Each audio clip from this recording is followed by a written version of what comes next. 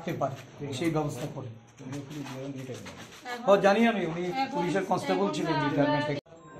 এটা ঠিক আছে, আপনার ইনসিডেন্ট যেটা হয়েছে এখন আপনারা তাদেরকে আগে নিরাপত্তা দেন, তারা যাতে বাড়ি ঘরে থাকতে পারে। এটি হলো ফার্স্ট।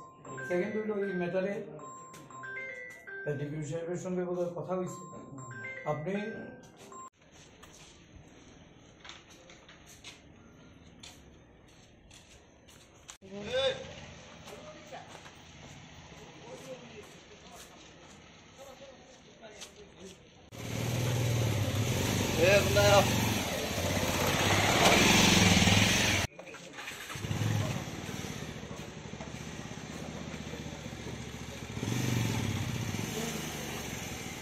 এডিনগরস্থিত বাগানবাড়ি, উনি কুলদীপ বাহাদুর, উনি আমাদের দলীয় সমর্থক।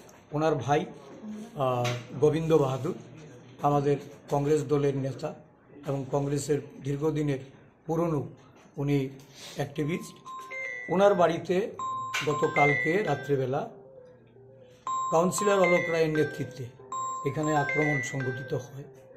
এই ঘটনার সূত্রপাত হয় গত সোমবারে। ওনার ছোট ছেলেকে রাস্তায় মারধর করার পরিপ্রেক্ষিতে উনি মামলা করেন এডিনগর থানায়। এডিনগর থানায় মামলা হওয়ার পরিপ্রেক্ষিতে এই মামলা তুলে নেওয়ার জন্য অলোকবাবুর নেতৃত্বে কিছু লোক এসে গতকালকে দুপুরে চাপ সৃষ্টি করে উনি মাথা নত করেননি, উনি মামলা প্রত্যাহার করেননি।